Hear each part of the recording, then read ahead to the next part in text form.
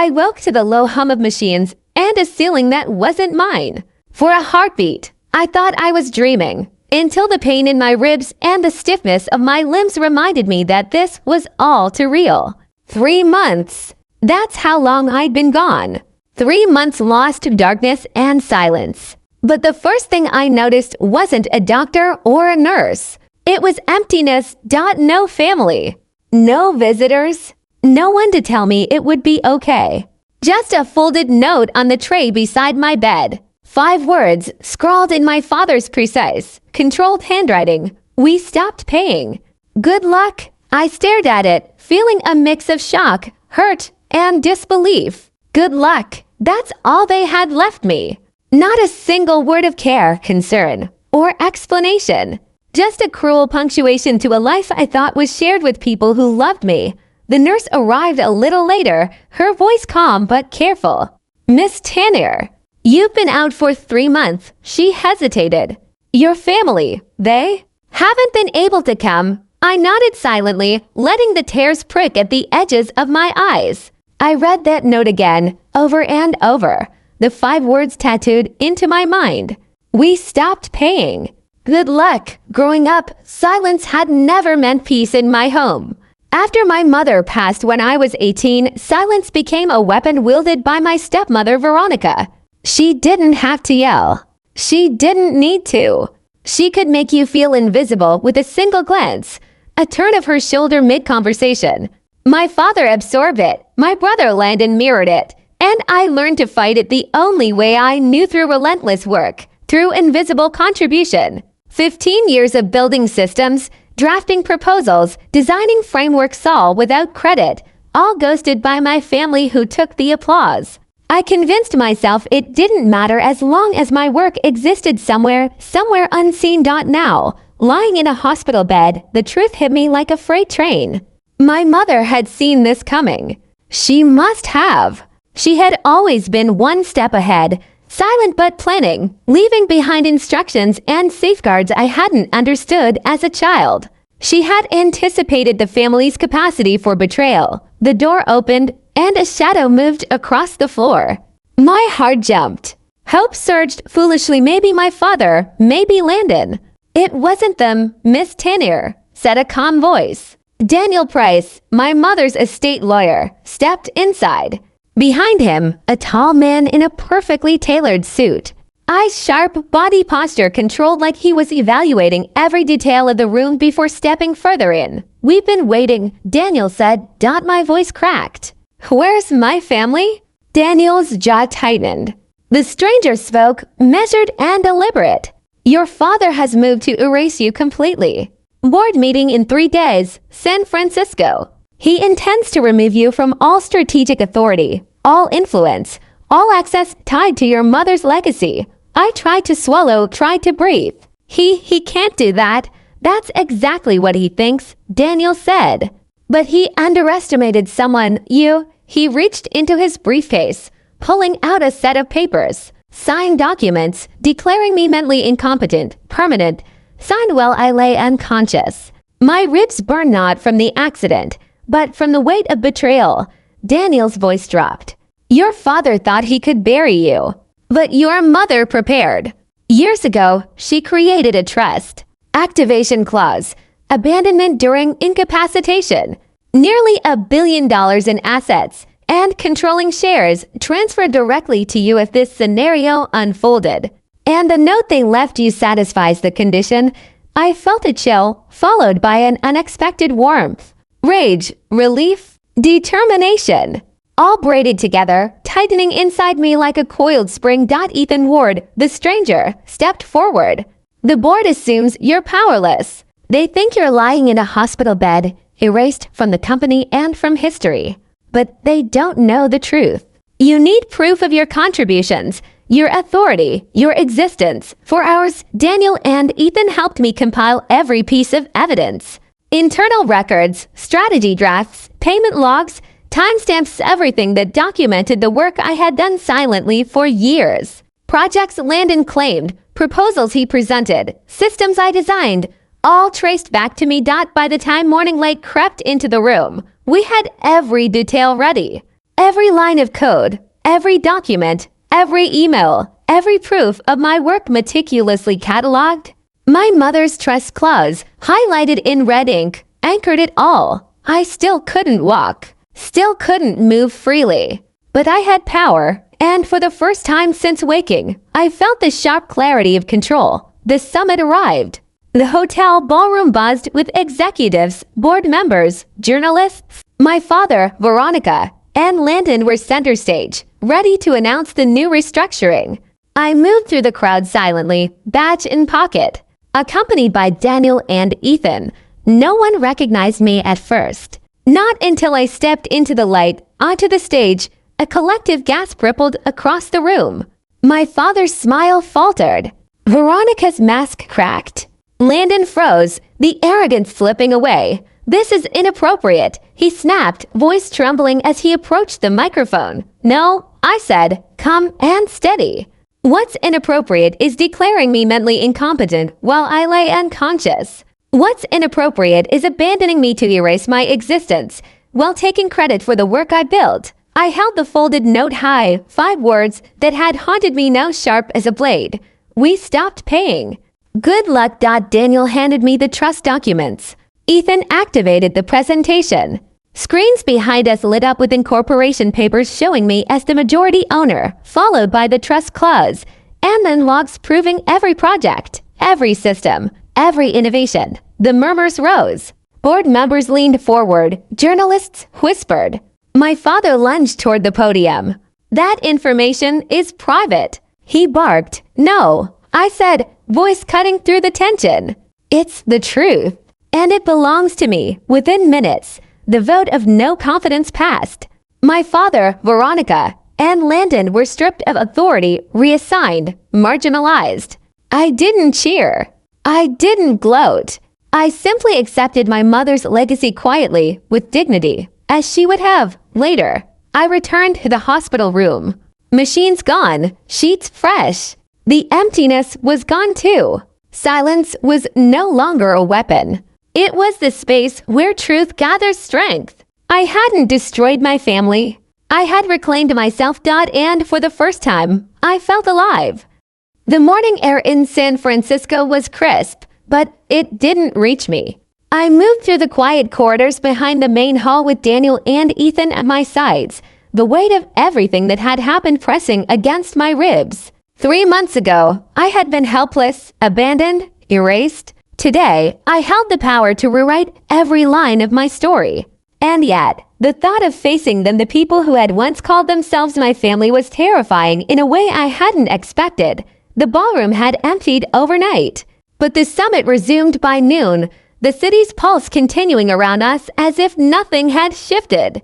I watched the elevators, the polished floors, the people moving with purpose, unaware that the woman they thought powerless was about to take her rightful place. Daniel leaned close, whispering, "They'll try everything. Expect lies, manipulation.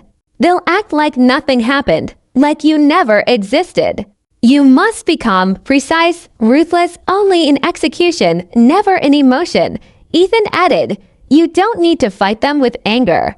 They've spent years trying to erase you. You'll undo that by showing the truth, step by step, calmly, without hesitation. That's how you win." I nodded, trying to steady my shaking hands. Every breath I took felt deliberate, calculated, every heartbeat a reminder that I was no longer the girl they abandoned. I was tenor. I existed. And they were about to realize it in the most undeniable way possible. The doors opened, and the board members filed in. Journalists set up cameras, unaware that today's headline would no longer center on corporate maneuvering but on betrayal, power, and justice. Richard, my father, stood at the podium, eyes sharp, posture rigid. Veronica sat in the front row, calm, collected, but I could see the tension in the slight tightness of her jaw. Landon lingered nearby, fidgeting with papers he hoped would protect him from the coming storm. I stepped into the ballroom, moving toward the stage, Daniel and Ethan flanking me like silent sentinels. Murmurs ran through the crowd. Heads turned. Phones lifted. My father's face paled. Veronica's composure faltered. Landon froze mid-step, the arrogance draining from him as recognition hit. I took a deep breath. Every moment of pain, every second of being abandoned, every humiliation I had endured condensed into the calm, steady tone I used as I spoke. "This is inappropriate," my father barked as I reached the podium, his voice cracking. "No," I said, my own voice amplifying across the hall, every syllable deliberate. "What's inappropriate is declaring me mentally incompetent while I lay unconscious. What's inappropriate is abandoning me, cutting me out of the company and my mother's legacy. And what's unforgivable is assuming that I would remain powerless." I pulled the folded note from my pocket, holding it high for all to see. "We stopped paying." "Good luck." The room fell silent. 5 words that had haunted me now sharp as a blade, piercing the facade my family had spent years building. Daniel handed me the trust documents. Ethan activated the laptop, casting the first slide onto the massive screen behind us. Incorporation papers showing me as the majority owner. Next, the trust clause, highlighted, tied to abandonment during medical incapacitation. Then, the logs of every project I had built, timestamps, internal communications, strategies all traced back to me. Every claim Landon had made publicly, every presentation, every credit he had taken, now mapped with undeniable proof.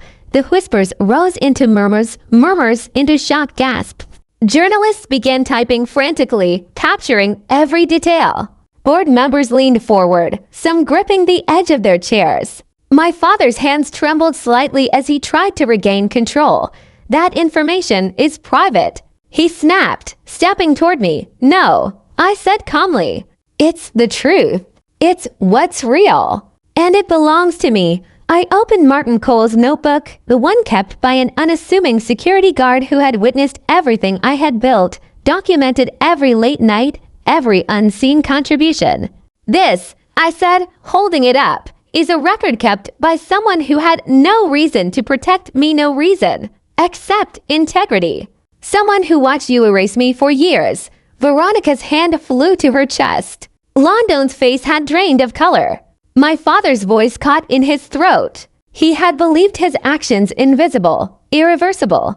And yet here I was, not just awake, but armed with absolute clarity and authority. Minutes later, the vote of no confidence passed. My father, Veronica, and Landon were stripped of all positions. Landon was reassigned to a junior analyst role, forced to start at the bottom, the way I had once started. My father's name would remain on the company records, but his influence was gone. He had assumed power over me could remain permanent. He had underestimated the woman he tried to erase. I didn't celebrate. I accepted my mother's legacy quietly, with the dignity she had taught me. Her voice echoed in my memory. "When they try to erase you, sharpen. Don't fight with rage. Fight with clarity." The days that followed were surreal. The press ran stories, not just about corporate upheaval, but about betrayal, abandonment, and restoration. Friends I hadn't seen in years reached out, many unaware that I had been alive at all. Daniel and Ethan guided me through restructuring the company in my hands. Every department, every project, every asset meticulously reviewed and secured. My mother's plans were thorough, almost prescient, leaving nothing for chance. But it required execution, and executed with precision. One evening, I found myself back in my childhood home, standing in the hallway that had once echoed with silence and subtle cruelty. The walls, familiar yet oppressive, seemed to lean in, waiting for a reaction I would no longer give. I didn't call my father, didn't confront Veronica or Landon. There was nothing left to say.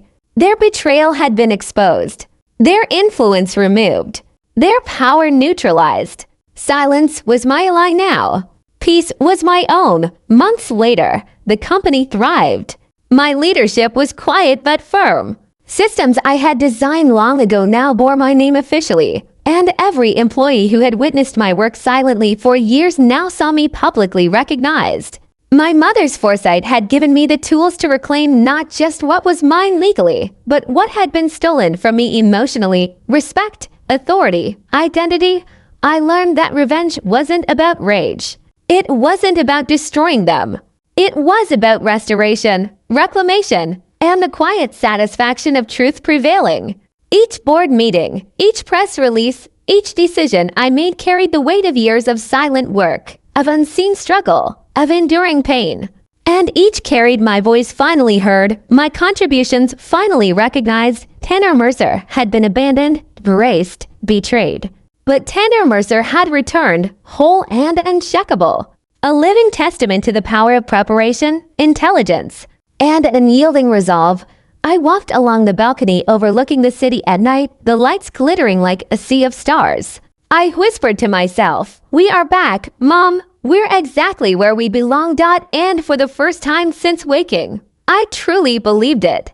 The $850 million wasn't just wealth. It was validation of years of invisible labor, the physical manifestation of truth and perseverance. My family had assumed power could silence me, but they had underestimated the one thing they could never erase, me. The restoration wasn't just legal. It was personal, emotional, spiritual. I had taken control of my life, my work, my legacy, and nothing could ever take that from me.